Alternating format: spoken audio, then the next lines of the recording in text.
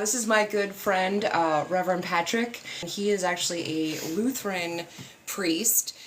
So we've had many conversations about what is paganism versus Christianity.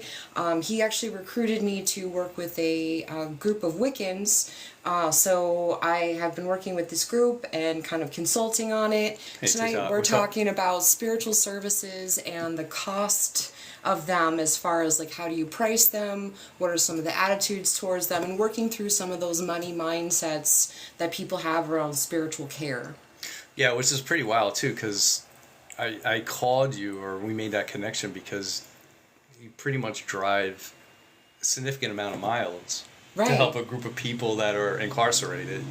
And how much money do you get for that? Zero. Yeah, zero. Right. I get zero money. Yeah. So I am very much about something that I call the great work. That's an idea that was sort of imbued in me and many of my teachers through Wicca, talking about the idea of being in service to humanity, service to something bigger, to yourself. And one of the ways in which I'm expressing that at this point of time in my life is doing this volunteer work with an incarcerated group of Wiccans. So I'm going there to mentor them, try to help them figure out their coven situation, teach them about the religion of Wicca, as well as hopefully help them on their spiritual journey. So which is really cool, because if I were to say, hey, I know you're a reverend and you're ordained to do like public ministry in your context and setting and whatnot, but who would I ask? For looking for like a Wiccan support? Yeah, for like you, like say who quote unquote like ordained you to do these things. Oh, who ordained me to do these things? Yeah. Okay, so as far as Wicca is concerned, I've been studying Triskelion Wicca probably close to 30 years. Wait, Triskelion, you gotta slow down. Those are big words, come on. Sorry, so Wicca has many fractured little groups, and there's various people that have various different traditions. There's like Gardnerian, there's Alexandrian, many different denominations, and Triskelion is the one that I've specifically learned from. The guy that started that tradition, his name was Ken Ra, and he actually studied with Gerald Gardner back in the 60s. 60s? Yeah. Cool. Yeah.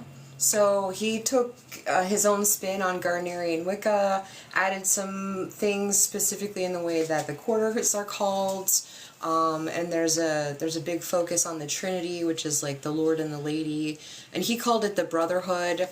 Many of his feminist students had issue with that language, so now I'm... Well, it is the 60s after all. It was the 60s, right? So Triskelion Wicca has 3 levels of ordination, and I'm at the 2nd level of that, which basically qualifies me to teach and do initiations for people into the tradition if I so choose. I just haven't had a teaching coven. In fact, this prison experience is kind of my first teaching coven, because I've resisted teaching. I also have ordinations through the Unitarian Universalist Church, as well as the Church of the Seven Plains, which are more like non-denominational Christian churches. And learn something new. TIL. Right?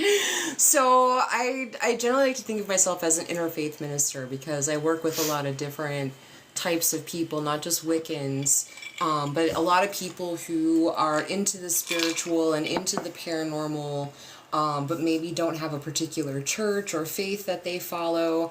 They still find themselves in need of spiritual counsel and spiritual guidance, so I try to make myself available for a wide range of people looking for help in development.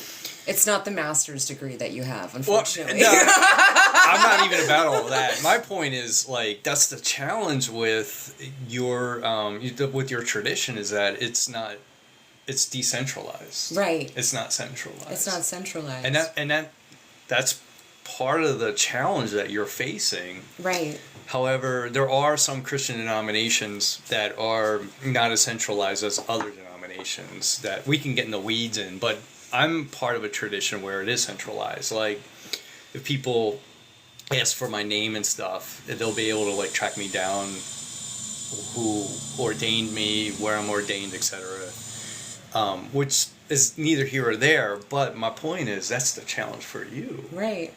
And so I could go into a congregation and they would have an established baseline of cost of living, salary to feed the family, etc., and just live life to the fullest kind of thing. And where you have to figure that out on your own. Totally. And in fact, one of the things that was very much stressed in pretty much every pagan circle I've been in talks about how spirituality should be free.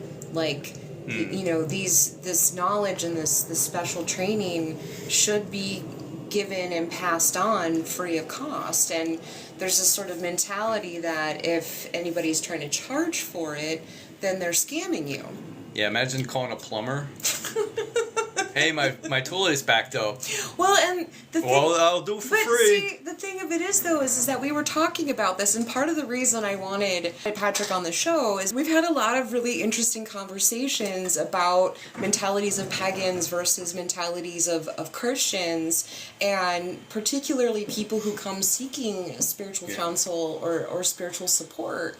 Cheap grace. We had a whole conversation about cheap grace, and I was like, oh, we got to get on a show and talk about this, because this is something that I think, whether people are Christian or pagan or any other denomination, they kind of have a hard time with. Right. And for me, I can point to my tradition and say people are very much like, no, spirituality should be free, there should be no charge to it, but it's something different, you know, for Christians, you know. So tell me, let's get into that. Yeah, so it's fascinating because there's 3 different branches that have an understanding of what is required, okay? So for one branch, you go to college, and then from there you earn a master's in divinity, right? And then from there you receive like a public calling to provide services, right? And that's very structured. The second thing is, yes, you get your college degree, you may go to like a Bible college. Some may go on to their master's, or they may venture off and try to like start their own church. And when you do that, then it's very much like creating a situation where you're setting up a ministry, like a public ministry, to pay the bills, to be honest with you, etc. What's interesting to me, though, is anybody who wants to serve the public, we're not in it to make a lot of money. Right. I mean, and so one of the things that I see is like a lot of backlash for people who sell like these courses that are like $1,000, $2,000 to learn X, Y, and Z. It's like secret knowledge. You know, and people are just like that's a sham. You shouldn't have to pay that much. And but as somebody who's been a massage therapist, where I'm like, I'm charging market rates here. I still get people who it's like they want it for free. Right. So, for people who are tuning in to this conversation, like, what are some of your concerns or questions or hang-ups around paying for spiritual services? Because, like, for Patrick here, you know, he chose to not be a pastor. You could have been, or you were at one point, and now you're a chaplain. Right. And that's a legit job that you can go and get hired for at various places, right? Like nursing homes, hospitals, prisons, you know, but like someone who's selling like Reiki or some other kind of spirituality, they don't have necessarily an industry like that that they can go apply to. Yeah, and that's the real challenge too, is because I know a lot of chaplains who do both, where they went through the institutional model of learning, like I said, college, masters. For those who want to serve in an institutional setting, they go through what is called clinical pastoral education, or CPE, and some of those chaplains then branch off and learn other modalities of healing, like Reiki healing. Mm-hmm. Coming back to Chief Grace, you had brought it up because it was like, you had made a comment to me about people coming out of school and realizing that they're like, people are offering or giving them like pennies on the dollar to go do services. So can you talk about that some more? Well, what services You have to refresh my memory. Sorry. I gotta be honest. It's been a long week at work, but. So I was talking about how, with the backlash of people talking about like how spirituality should be free, and in Wiccan circles in particular, it's like you are given this knowledge for free, therefore it's your duty to pass it on for free, right? But the thing of it is that the trade-off when it comes to something where it's a voluntary situation, the amount of work you put into it, I mean, there's still something you have to put in. You have to put in your time, you're volunteering, and then if you have a teaching coven, you have candles, you have supplies, you have things that you have to purchase to... The accoutrements. The accoutrements, and where does that money come from?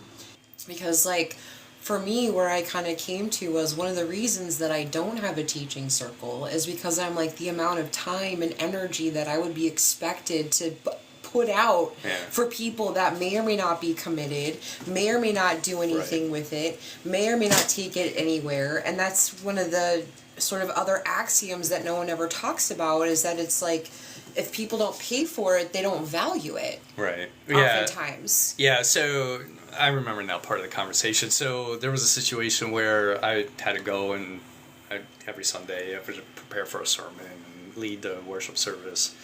And someone pulled me aside and said, "I didn't like your sermon."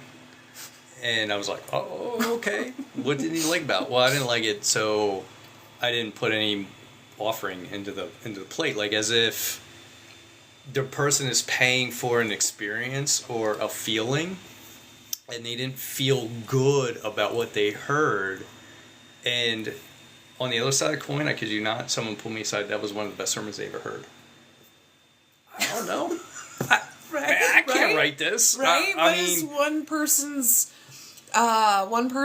trash is another person's treasure. And that's another thing too, like, especially if you're thinking about starting a spiritual business of some kind, or even if you're thinking of stepping out in any kind of way, like, you open yourself up to criticism, and honestly, that's one of the reasons I haven't wanted to teach, is because I'm like, I don't want to deal with people and their criticism of my teaching or whatever, when I'm just like, I'm just trying to share, you can take it or leave it.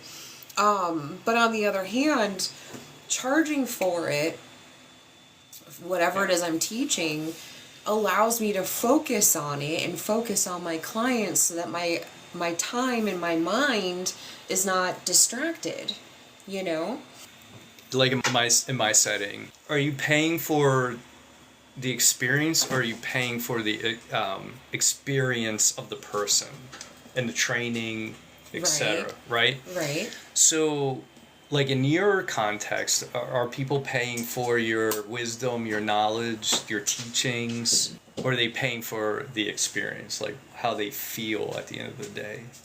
Because, like I said before, I know I've met people in my own situation where they've warned their church council and said, this is going to be a pretty tough sermon, okay? And I'm writing the sermon because I feel led by the Holy Spirit. I feel led by the training that I've received in the seminary. However they want to frame it or couch it. In your world, what is it that you would be charging for? Like, what would it be the salary, or what would be the menu, the cost, the cost menu? Like, you're going to Starbucks. But that's the, you know what I mean? Like, that's the challenge.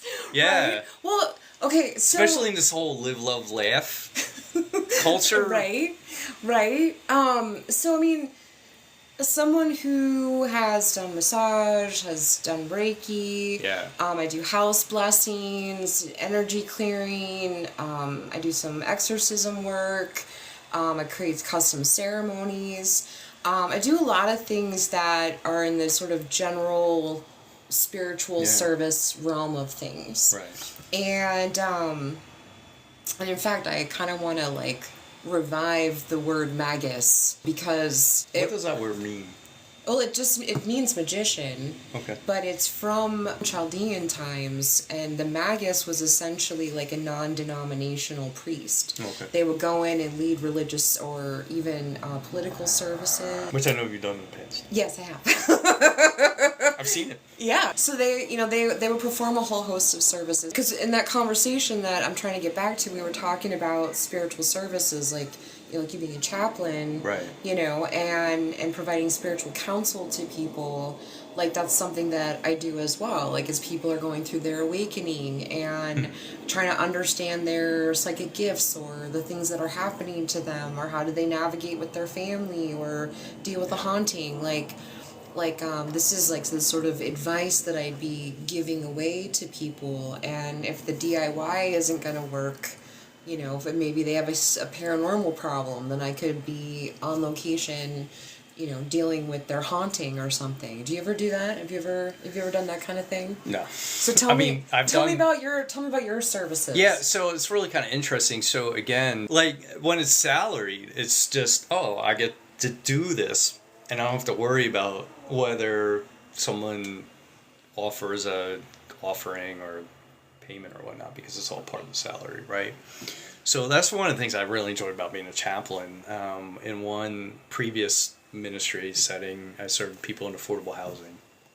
And so because of the institution I worked for, I knew on every other Friday, just like an accountant or a CEO or someone working at Walmart, you know what I mean? Like, I would get paid every other week. So that was just part of living in that, or serving that community. So how does it work? Does whatever church you're a pastor for, is it based on the donations that they get? So if I was in a church, same thing, because again, there's a salary every other week, and if someone was like, hey, my friend said you could do a house blessing, okay. So it was more like I would just do it, and if people wanted to donate money, I didn't take it, I would give it back to the church. Sure. And that would go into a benevolent fund. Okay.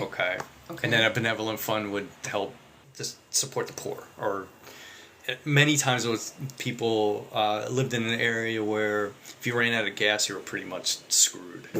All right. So it was like that money would go back to like putting gas in cars, etc. Right. But I didn't have to worry about it. However, like in your situation, that's a different story. Again, because it's not centralized. Well, and that's the thing is that, like, when I see people talking about, the cost of spiritual services, if it's an independent practitioner, they don't have a parish that's donating and supporting their lifestyle. They don't get to focus on it full time, and trying to make it be full time is very, very difficult. There's so many different aspects to running a business. It's not just performing the service. Right. And that's where that cheap grace comes in, because there are individuals who think that the church should be divorced from or devoid of a business. But in reality, if the structure wants to exist to help people, there needs to be dollars for donuts, right? Right. There's this idea that if public servants have to be poor in order to do public servant work, and there's, from my tradition, there's not that there's not that understanding. Talking about Jesus or any other, like, let's look at like monks in Buddhism, right? Like other cultures, how do they treat their priest class? Well, they bring offerings. If you wanted support from the priest or from the monks or whatever, you gave them an offering. You gave them rice. You gave them blankets. You gave them something to serve as an exchange, right? We don't have that, and we don't. And again, we don't have. What do you mean we? Do you mean Wiccans? I mean Wiccans. Because I mean, but in reality, there are Christians though who they go through the same trials and same tribulations. They're called worker priests. So they will do priestly duties, like on a Sunday, right? Lead mass. Well, it's not mass, but like lead a worship service, right? But they will work 40 hours at a full-time job. You would be in that same situation. I would be in that same situation, and every once in a while I'll like jump into like a pagan chat room or something just to kind of check the temperature of things, and I'll often see people who are like complaining about so-and-so's charging X, Y, and Z for this or that or the other thing, and it's like, and I'm like, listen, your connection to the divine is your own. You can do anything you want all day long. That free connection is yours. But like your connection to my time, to my specialized knowledge, to my expertise, to my care and regard and focus and attention, that's not free. You don't get, and you don't get to dictate to me where I give my stuff away. You know? and that's the other side of the coin. Like I remember back in the day, you go into like a auto mechanic shop, they wouldn't have the menu, right? And I remember around the 90s, they started having a menu. Like oil change would be $39.95, right? Because prior to that, it was I'll make it up as I go. And again, unfortunately, you don't have, like, the Wiccans, the pagans, heathen communities don't have, like, a centralized governing body.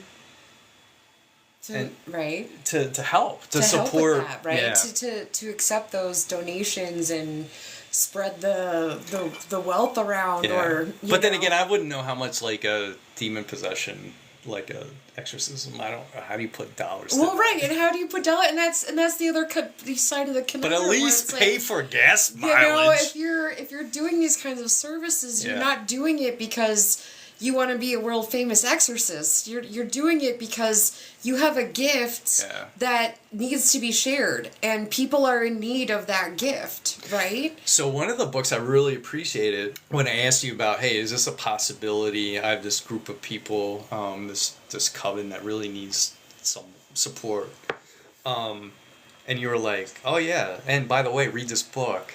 What was the name of the book? Was it the Kenneth Gardner one about pagan clergy? Yes. Yeah. So if there are any like pagans out there, and even heathens for those who may be also true, right? And you're like, hey, I would like to explore that. What does it look like? You don't. Unfortunately, a lot of the books regarding what does it mean to be a priest, right, is usually within a Christian Western understanding. That's a fantastic book. Fantastic. In fact, me as a Lutheran who's pretty much part of a pretty conservative Lutheran denomination, there was a couple of things I picked up that I really enjoyed. But the most important thing I really liked is it moved away from I'm going to do this to do that. It was very much just walking along the side of, which is a very pastoral understanding of providing support. It's not fixing. It's not even necessarily, well, I don't want to use the word helping, that's a whole other thing, but just walking along the side of. And I don't know who wrote that book, but it was a really good book. It was fantastic. The pagan clergy. Yeah. I think it was Kenneth Gardner. Yeah. I think is the guy's name. And if anybody's interested in that book, I can definitely leave a link below so you can find out what that book is all about. And honestly, like, as far as, talking about, Wiccans and pagans and don't have this institution with which to gain legitimacy through, right? So, I mean, for like my side of the fence, it's like, I know there's people who are tarot readers, they're mediums, psychics, they've found ways to charge for their services that I think are starting to become legitimate or legitimized, and particularly if they operate out of some kind of salon setting or another establishment where it's like offering those kinds of services. I see a lot of like tarot video on TikTok, which I love. I'm slightly addicted to TikTok tarot. Here's people who are putting their special gifts on display and giving them away for free over and over and over and over again, in the hopes that somebody will spend money or purchase their services or something. And there's this mentality of like, how much do I have to give away for free before I become legitimized? And I was thinking about this even in the context of being an artist, where it's like, you shop your art around until you get a knowing and a following, and then you can take it to higher markets and make more money off your art. At least that's how it's been, at least before social media. I'm sure there's a lot that the internet has changed, but even still, gaining a following and building up that business and finding the right people, like that's still work that you have to do, regardless. I specifically am at a point where I'm just like, I get to decide where I volunteer my services. And if you can't participate in that, then this is my website where you can buy services, and if you have a problem with that, then you don't need to be my client. Well, and I would say too, one of the most important things, especially like online stuff, like and subscribe, right? Right. Like and subscribe. Like and subscribe. That's the easiest thing you can do to help spread the message or spread the word, or help create that online community. I think the meat of it is talking about, like, when you are someone who is a priest, if you're spiritually inclined, if you work with any kind of spiritual anything, what I want people to understand when you're looking to buy those services or participate in those services is that there is a cost. There's a cost to performing those services, and if you value them, then you should pay for them.